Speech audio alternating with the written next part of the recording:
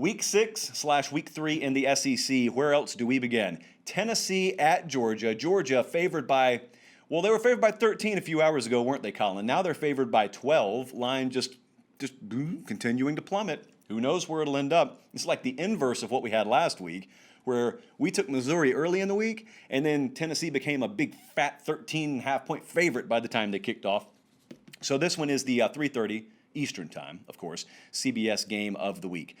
I tweeted at the conclusion of Auburn, Georgia, and I will reiterate here as we start our preview for this game. I fully believe this. I believe Tennessee, Georgia will be everything that you guys wanted Auburn, Georgia to be. You just expected a bolder fight. You expected a wrecking ball versus wrecking ball type matchup in Auburn, Georgia. And instead, you got a wrecking ball, but then you got kind of like a Lego house on the other side. That matchup tends to go. The wrecking balls weigh 10 times out of 10. The wrecking ball was red and black. So now we get two of them, and I believe that's the case this Saturday. That Tennessee offensive line, drastically better than what Auburn's trotting out there right now. Defensive line, I would also argue, and this is the first time we've said this in a while, also argue that's better than Auburn's defensive line. I think their offensive philosophy is far more discernible than what Auburn's doing right now. So I like the matchup better. If you're one to pull for an upset, I like the matchup better here. It probably gives you a more competitive game, even though the line is nearly twice as big on this thing, at least where it opened, as it was for Auburn and Georgia. So let's talk areas of focus here. Number one, I don't think either team will assume in this game. A lot of assumptions are going to be made. A lot of statements are going to be made in varying degrees of definitiveness about the state of these teams. Here's what I'm talking about.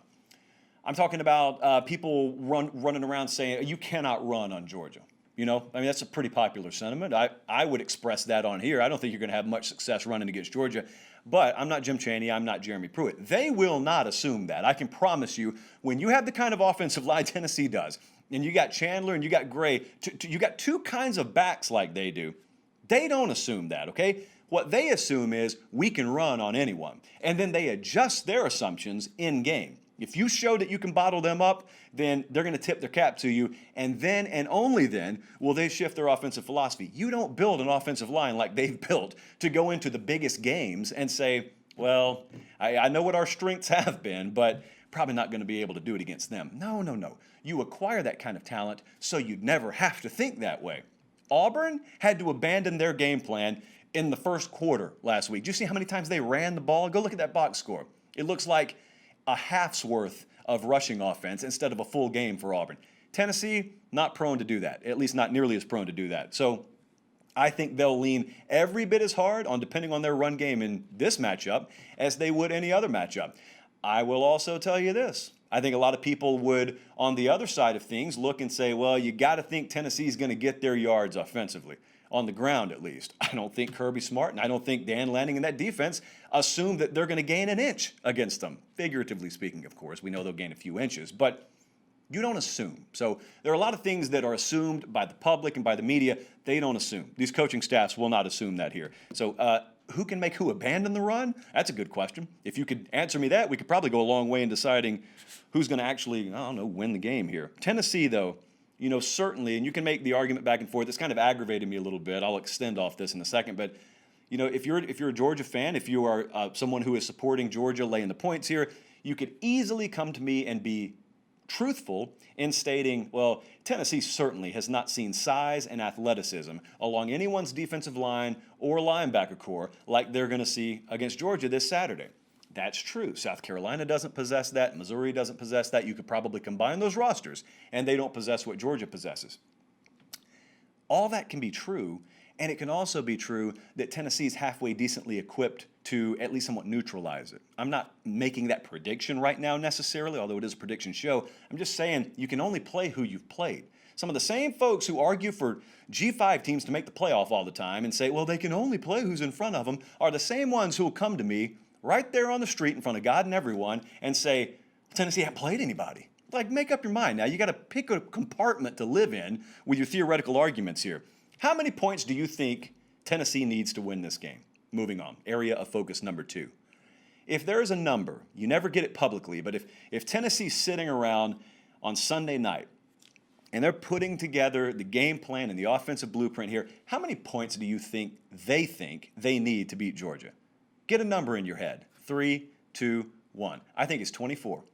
That's how confident I think they are, that they can bottle up a lot of what Georgia does. They don't fear the element of quarterback with Georgia. That may be flawed logic, but I don't think they fear the element of quarterback there. And so I think 24 is the number. Now, 24 is easy to throw out there, and it doesn't even sound like a whole lot, right? This is not baseball. You get to score in 3s and 7s, so 24, hey, could we do it? Well, how do you do it? How? Let's add this up. 3 ways to score in a football game, but the most classical way is offense, obviously. It is a really hard mental hurdle for me to overcome. I've told you before, and it bears repeating because I haven't said it in this show, anytime that we have one of these games where there's a double-digit point spread, we don't necessarily go shot for shot. Let's just talk about who's going to win. We try and lay out what the formula would be for the upset. If the upset were to happen, if Tennessee were to win, not just cover, but win outright, how would that happen? And one of them, and I think this is the biggest hurdle to overcome in your mind before you're ever going to entertain the idea of picking an upset here, is Jared Garantano's got to play mistake-free ball.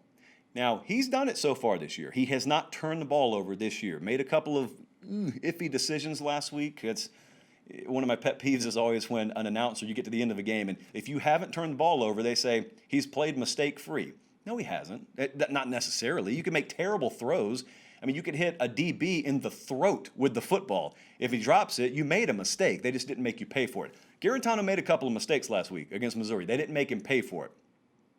Watch Georgia if you haven't already, and just look at the defense. Look at how tight the windows are. They'll give you throws. They're going to contest every one of them, though. Everything is contested. So it's not just whether a corner, jumps a route. It's not that. You have to be clean. There has to be precision. There has to be timing and rhythm. Even those batted balls up in the air, all that stuff, just the cumulative effect of inches here and there could be the difference in 2 turnovers in this game. Forget 2. You can't even afford one of them. You cannot be plus. In fact, you can't be minus. You probably have to be plus in the turnover battle. But if they're to win, that's the first hurdle and the highest hurdle to overcome is Jared Garantano. If you can see a scenario where he plays mistake-free ball, this becomes a lot more real. Because that's a discernible advantage for Georgia. If you neutralize that, good decision-making, no turnovers to pay for, well, then you got a ball game. And then you can start talking about that run game. You can talk about if turnovers aren't an issue here and they're largely staying on schedule, it's probably going to be because of that run game. And if that run game is delivering to the degree that it did last week, for example, saw some really promising things there, and all of a sudden you're able to maintain balance. And remember, on this show, we don't define balance as something you just see on a stat sheet. Balance is if early in the third quarter this Saturday, Dan Lanning and Kirby Smart are looking across the field and they trust that you're confident enough to run the ball or throw the ball on most any down and distance, you are balanced. Doesn't matter what the stat sheet says. Have you made the opposition think that you're capable of doing anything in any down and distance situation? Can they achieve that? That's a tall task. That's a very tall task for Tennessee. What are the 2 most important opinions in this game as we circle around and get ready for a prediction? To me, the 2 most important opinions here will certainly not be shared on this show. They will be in the mind of Jeremy Pruitt, they will be in the mind of Kirby Smart, and they will have to do with Stetson Bennett. What does Kirby Smart think of his quarterback? What does Jeremy Pruitt think of Georgia's quarterback? Pruitt and Smart. That's what we're talking about here. Go watch Jeremy Pruitt. And Jeremy Pruitt's defenses, more specifically, when he has not had to respect the arm talent of a quarterback, when he has not had to respect the passing game of the opposing offense, he locks folks down. They lock folks down because you've already taken something away that they didn't necessarily have to leverage a great deal to take away from you. And we have made the point here, and I'll reiterate the point, Stetson Bennett's a great story. There is a lower ceiling on this offense with Stetson Bennett. You're just not going to belabor this point. You're kidding yourself if you think otherwise. They would love JT Daniels to be ready for this game. He's not ready for this game yet. I don't know when he'll be ready.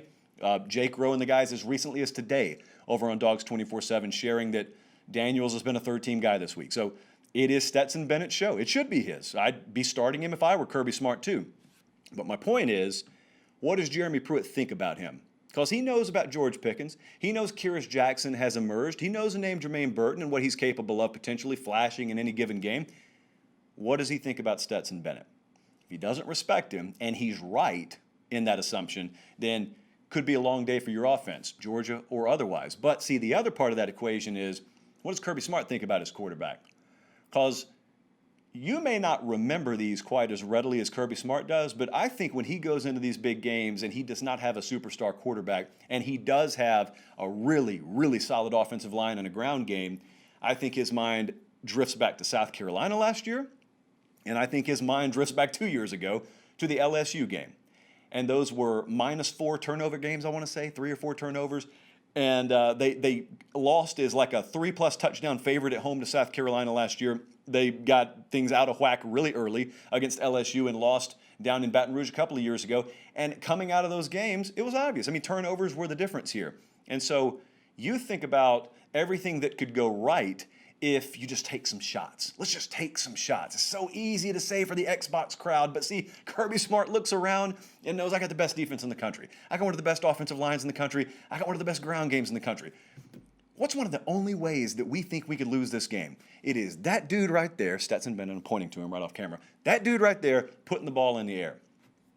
I think there's a chance that Georgia does half the job of bottling up their own offense, and then Tennessee and Jeremy Pruitt do the rest. If they don't show the ability, they being Georgia, if they don't show the ability and the willingness to utilize their passing game, to throw specifically on early downs and to mix things up and maintain their own balance, if they don't show that willingness early, you're looking truly at a 1st to 20 type game here. So with that in mind, let's take a look at our game capsule. Let's talk about the odds makers' opinions, and then let's talk about our opinion, and then I'll give you our official prediction here. As I said, Colin and I, well, Colin mainly, I just sent him the information. We made this graphic, Colin, a few hours ago, and that's when Georgia had already dropped to a 13-point favorite. They have since dropped to a 12-point favorite. Everyone seems to think that every game in the southeastern quadrant of the United States is going to be affected by a hurricane Saturday, like from the Carolinas all the way to Texas. I don't know if you guys have ever seen a radar image of a hurricane. They're big. They're not that big. So someone's playing in dry conditions. I don't know if it's going to be this game or not. I don't know if that correlates with the line dropping. So just mentioning that, throwing it out there. Tennessee currently a 12-point dog. You see our opinion on this game. If you're listening on the podcast side of things, we have it a little bit tighter than that. We got Georgia as a 10-point favorite. That is our model's simulation of this game per 1,000 simulations. We think in the aggregate, Georgia wins on average by 10 points. Like I said, look for every reason to pick upsets. I do my due diligence. I think Tennessee's the toughest matchup for Georgia they've played so far this year, albeit a young season. There's a big difference to me, a huge difference with the style in this game. There's a huge difference between covering and winning. And I'm going to fall right in line with what our model said.